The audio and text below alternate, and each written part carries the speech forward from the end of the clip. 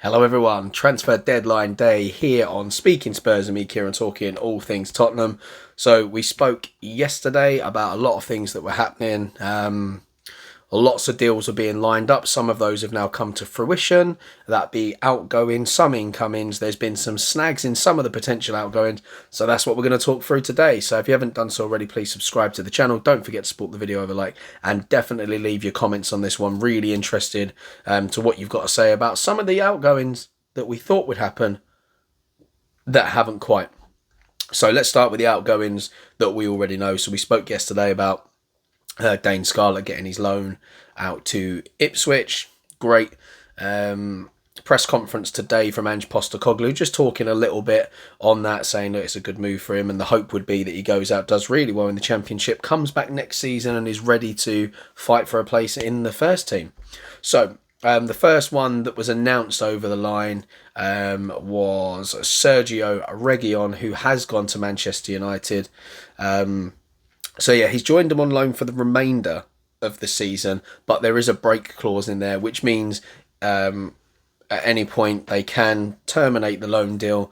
He will end up coming back to us, and the reason they've put that in there is because Luke Shaw and Malacia both could come back from injury at some point. However, if only one of them comes back from injury, I think it's more likely if Malacia comes back from injury and Shaw doesn't in a certain time frame, they'll probably keep Reguilon longer. If it's the other way round, they may want to initiate the break clause, but there has been no fee whatsoever for this deal. It is purely Reguilon goes to them on loan and they are just paying his wages. So it's kind of a deal that works out for everybody in the sense that they haven't had to pay a fee for it. They get somebody in that's got Premier League experience as well as experience in Europe as well.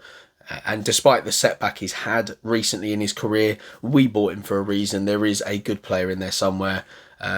Hopefully he doesn't help him too much, but at the same time I don't want him to go over there and do badly because we need him in the shop window. I don't expect that he's ever going to come back to Spurs and be a first team regular. But if he goes over and does well enough, he'll earn himself hopefully a move after the break clause and we can sell him in January. Or he sees out the whole season at Manchester United and becomes competition for Luke Shaw and possibly Malacia. But yeah, last season he spent on loan at Atletico Madrid, where he only managed to play 12 times in all competitions. So that was the first one out the door. The next one to be announced by the club was Japhet Tanganga, who departs on loan, and he has gone to Bundesliga side FC Augsburg, the team that I said yesterday that seemed to be leading the race. There was a lot of competition for his signature, so he's gone to them on loan for the rest of the season. However, this one does come with a conditional obligation to make the deal permanent next summer. Now, by conditional obligation, that means once he's triggered certain aspects throughout his loan deal, that's what makes it permanent. So it would be things like appearances. Apparently, one of the things that they've made it dependent on is the fact that they stay in the Bundesliga. Obviously, it's a club that could end up in a relegation battle. So if they were to go down, then Japhet would be coming back. It kind of makes sense because they won't have the funds to do it. But a little bit about Japhet, academy graduate, progressed through our youth ranks to make his first team debut in the Carabao Cup third round tie with Colchester back in September 2019. And then in all competitions, he's only made 50 appearances in Spurs colours. And that's kind of down to injuries, loss of form, etc., etc. Right, so they're the ones that have gone out the door. Then other players... we'll talk about Tanguy and Ndombele. So lots of talk about clubs having interest. There's been no form of any bids actually coming in. Now, one of the things that Tanguy does want is Champions League football. It's looking increasingly likely that he's not going to go out the door today, but that's not to say he won't go out the door. The Turkish league, their transfer window stays open longer, and is it Galatasaray, one of the clubs that are looking at him? So there is still a possibility he goes out the door afterwards, and I have a feeling that is the most likely thing that will happen. He'll want the Champions League football. He'll realise that he's not going to be given a place in Spurs' 25-man squad, and that will urge him to go and accept something out there, because I don't think he's just going to want to sit on the bench. No, I keep saying on the bench. I mean sitting out of the squad and just collecting a wage. Next player we'll talk about, Davinson Sanchez. So he's a player that's obviously generated a lot of interest. I said that Rennes had a bid turned down. They've come back in today and been knocked back once again. It looks like they're pulling out, and a few clubs are pulling out because they don't think they're going to be able to meet the fee that Tottenham want.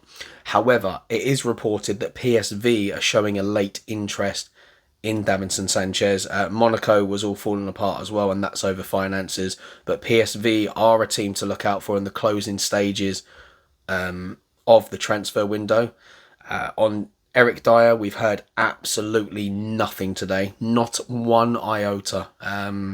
So there is a possibility that we could end the window with Davinson Sanchez and Eric Dyer still very much within Tottenham Hotspur, which means we're less likely to bring in a centre-back. We'll talk about a centre-back, obviously, that we tried to sign today and had a bid knocked back. But the next player we're going to talk about, Pierre-Emile Højbjerg, loads of interest in him, mainly from Atletico Madrid and Fulham. So I don't know what the fees were or anything like that were involved with Fulham. But however, they did come in. We had said that he could talk to them and he rejected them. Now, because of that, it's actually caused complications for Fulham. Obviously, Palhinha had a deal lined up. I say a deal lined up. They hadn't actually agreed a deal yet, Bayern and Fulham. But he had flown over to Bayern. He'd done both parts of his medical. He had taken photos with the shirt, only for the deal to collapse because the German deadline was 5 p.m. UK time. So because Fulham couldn't find a replacement, they weren't willing to risk not finding another replacement over the next 6 hours. So the deal was pulled completely. Palhinha's going to have to make his way back. However, clubs will know that 60 million is the price that Fulham would look to accept. So there is a chance that other clubs around Europe that have later window closing times, including Premier League clubs, might take a punt on him. That gets that one rolling, but it looks like very much they're going to have to look elsewhere other than Pierre-Emile Højbjerg. He doesn't want the move. He wants Champions League football. But there's been a lot of conflicting reports about him as well, saying that the Atletico Madrid thing, they want to take him on loan, but they don't want an obligation to buy. I think they're happy for an option to buy, but don't want an obligation. That's what's holding that one up there. And there's been another report saying that he will reject Atletico Madrid. I think that one's absolute hogwash. I think what it is that he wants his future sorted. He either wants to know he's staying at Spurs for the remainder of the season or he's going somewhere else permanently. I don't think he likes the idea of a loan. However, if it's a loan with an obligation to buy, I think that changes things. So watch out over the next few hours. Højbjerg is probably one that will begin to move. Now let's talk about Brennan Johnson. Why not? Let's do it before we move on to the centre-back bid that we had turned down. So Brennan Johnson, there has been an acceptance between Forest and Tottenham. He is in London to do his medical. Now it's looking like the deal is going to be 47.5 million. There will be no add-ons. However, Nottingham Forest have negotiated a 10% sell-on clause. So all in all, it's actually a pretty good deal for them. You know, he was came up through their ranks, 22 years old. They've managed to obviously turn a massive profit on him. It gives them money to help them with the deals that they're bringing in. And although he's one of their most influential players, I think they can cope without him this season. There's still a rawness about his play, things that he'll need to work on, his first touch, and just, you know, adapting to the system that Ange's got. However, for them, I think Gibbs White is probably the player they couldn't afford to lose. So I think for them, it actually makes sense. For us, it's obviously a really good signing. Young, exciting player. He will add a lot of pace. It will give Kulusevski some decent competition as well. And I think that's the one thing that he's been lacking with his dip of form. He hasn't had anyone to really push him. Everybody else is kind of very much a left-sided preferred winger. Solomon, Sonny, Richarlison, if he doesn't play through the middle, very much prefers the left. So he's not really had anyone to push him. And even last season, Lucas Moura had his injury problems. And then when he did come into the squad, lack of form. So from that, it's kind of, when fit, it's been Kulusevski's position. This might light a fire under him and we might finally see the Kulusevski we once saw. So I wouldn't expect Johnson to come in and automatically take a place because Kulusevski is started to become familiar with the system. But, you know, it'll be great competition there. Someone's now saying that a Tottenham star is willing to stay in a major U-turn. I've got a feeling this could be Højbjerg that they're talking about here. No, Lo Celso. So there was still talk that Lo Celso was interested in leaving Spurs, and we've not really heard too much. However, it looked like earlier on, I don't think anyone really reported on this, but Barcelona apparently, I'm not saying this is true, but there was a story out there that Barcelona had approached us about their interest in him once again, just to see if they could get something over the line. He was hoiked off in the Carabao Cup game, but it turns out that was an injury, and it was announced in the press conference today that Lo Celso is the player that is injured and will not be fit for the trip to Turf Moor to face Burnley on Saturday. It was a strain sustained in the defeat to Fulham. So yeah, what Postecoglou said was, from the other night, the only one missing is Gio Lo Celso. He's got a quad strain, and that's why I took him off at half-time. It's nothing too serious. We've got the break coming up, so hopefully not too long after that. It's a player that Postecoglou wanted to stick around anyway, and this might kind of explain his performance in the Carabao Cup. There is a possibility that he actually picked up the quad strain quite early on in the first half, but didn't want to say anything and wanted to prove himself.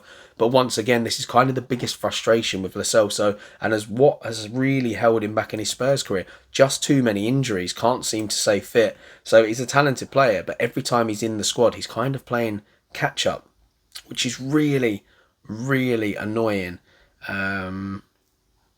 What else? Spurs still will not happen currently. We'll let that one load in the background. Oh, interestingly as well, something that I read today that will be quite interesting. So Harry Maguire obviously pretty much looked like he's not going out of Manchester United. But the funny thing about that is when we played Manchester United last time, in a previous Premier League campaign that Sergio Reguilon was playing, there was a bit of a, let's say, not too much of a happy meeting between the two of them. And I think there was some expletives towards him from Harry Maguire. So that'll be a little bit of an awkward one. But more awkwardly for Harry Maguire, Manchester United have actually decided to give Johnny Evans a contract. So we obviously know Johnny Evans used to be at Manchester United and ended up at Leicester, was released by them. He's been training with Manchester United, and Ten Hag's been impressed with the 35-year-old. So it looks like even he is now ahead of Harry Maguire, who has somehow managed to keep his place in the England squad, which, you know, I understand Gareth Southgate is very loyal towards players, but the annoying thing there is that is loyal to them, but other people like Eric Dyer was never loyal to Jordan Pickford. So it's a bit weird that that situation's happening. So the player I'll talk about now is the one that we had a bid turned down for, and he's been described by some as a Rolls Royce of a defender, and it's one that kind of came out of nowhere, and that was a 20 million bid that was rejected for our new target, Lloyd Kelly of Bournemouth. Now, when we played Bournemouth, Kelly was in the team, and I didn't really think much of him. Some of the Bournemouth fans were actually a little unhappy to see that he was their starting centre-back in that game. They wanted somebody else. But so that's been rejected. But I think maybe this one is one of those where they're looking at data analytics. And I don't mean data as in they've looked at sort of like his stats and stuff from this season, but he had a very good season in the Championship. And I think they're using the data to figure out whether he'd be a good player in a Postecoglou system. So currently at Bournemouth, he's not really setting the world alight, but it looks like there's probably a reason we're looking at him. So he's a left-footed defender who's been lauded for the maturity. He's only 24 years old. He's slowly begun to break into their first team as a centre-back, more than capable of starting at left-back too. So there's versatility there, which is something that, you know, people look for. Unsurprisingly, he'd actually drawn comparisons to Manchester City star Nathan Ake, who too has grown into a fine stalwart ever since moving to the Etihad in 2021.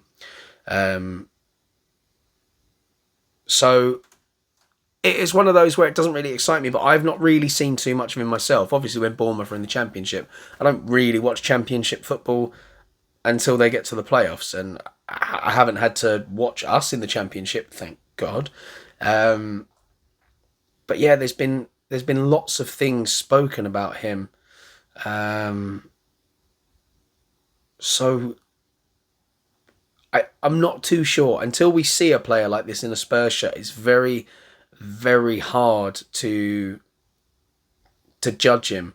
So, he'll hope Postecoglou will hope that Kelly could emulate the kind of imperious solidity that he showcased at Bournemouth previously, not so much so far this season.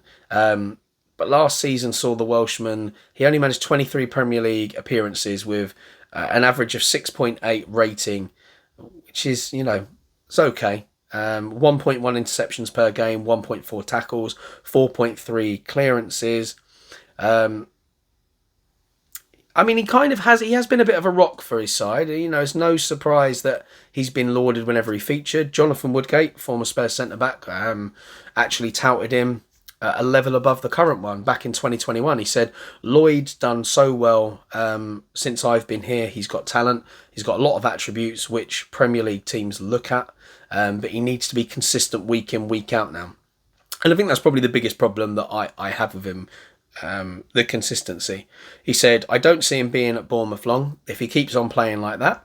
He was brilliant. He's got some strings now to his he's got some strings to his bow now. He can play very well at centre half and he can play very well at left back. At the minute, he looks like a bit of a Rolls Royce, doesn't he? So, every manager that he's had so far has spoken highly of him in some some aspect. So that's one that I suppose we need to keep an eye on, because apparently after the bid was turned down, it was something that we looked like we were going to go back in for.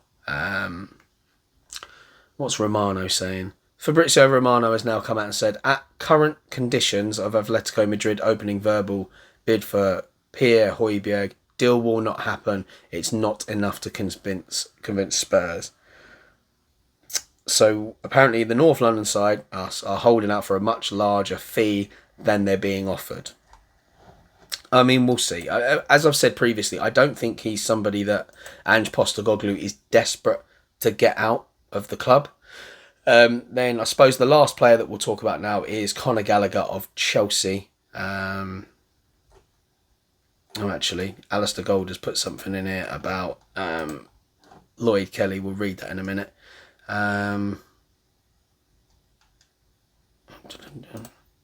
So yeah, back onto Conor Gallagher. He's one that I think we were kind of looking at if Højbjerg went out the door. If he stays, it makes it difficult to then throw the money at it and have the extra person. But yeah, we've been linked with Conor Gallagher all day long. We could end up signing another Chelsea player before the deadline. Interesting. So this one has just come in. According to Sami Mokbel, speaking on the Mail's transfer deadline stream, Spurs could end up signing Trevor Chalobah before the end of the window. He says that he received a tip this morning that Spurs have had a look at Chalobah, and it would appear that this one is one to keep an eye on. Yeah, he said, just going back to Forest, Trevor Chalobah, his versatility, we all know about it. He can play across the back four and he can even play in the midfield. I had a tip this morning that even Tottenham have had a dalliance with him over the past 48 hours. Can you explain how Steve Cooper might use him? Blah, blah, blah, blah, blah. A lot will depend now on pulling you moving forward, Højbjerg, Chalobah. Well, there you go. There's an interesting one. Not sure how much I believe that, but it wouldn't surprise me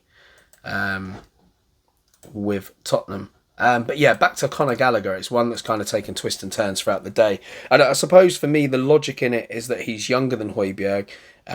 He can play further up the field. It was one I wasn't overly excited about to start with, but the more I look at it, Postecoglou likes people with an engine. He loves Pat Matasar. And I don't necessarily think that he's going to be a set-on starter for us, but in rotation, if you need a game where you need to press high up the pitch, Conor Gallagher is somebody that is very good at pressing high. He's got lots of energy. Where sometimes he lacks a bit of quality, he does have the ability to win the ball high. He presses absolutely relentlessly. And him and Sarr as a young centre duo in the pressing positions, they could really put it on teams. So that one will be interesting. What has Alistair Gold said about Lloyd Kelly? He's saying Bournemouth remain really reluctant to let Lloyd Kelly join Tottenham before the 11 p.m. deadline.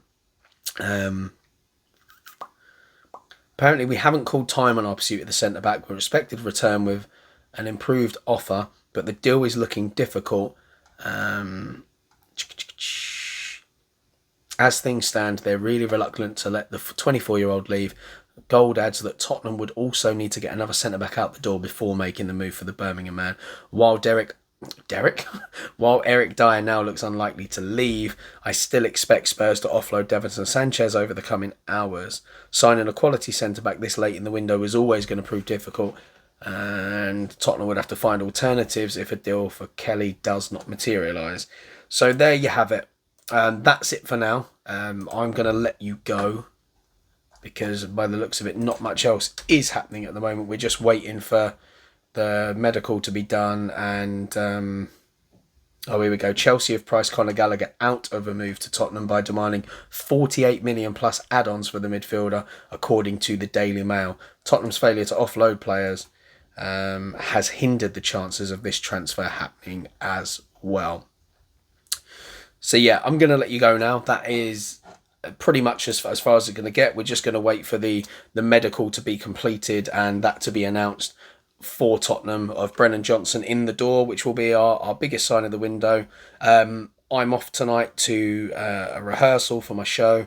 That finishes at 10, and depending on whether we go to the pub afterwards, depends what time I'll be back. But whether it be tonight or tomorrow morning, there will be a video talking about our transfer window. If any extra deals go through tonight, I will bring them through tonight to talk about them. But I will do a video just talking about our transfer window, because it's not been as much of a disappointment as it seemed, because obviously there's players that have been brought in that were kind of already at the club. I'm talking about, Romero being made permanent, Kulusevski being made permanent. Hopefully we get a few more out the door before the end of the window, but I will speak to you either later tonight or tomorrow morning. So thanks for watching. I have been Kieran from Speaking Spurs. Don't forget to subscribe, like and comment, and until next time, come on you Spurs.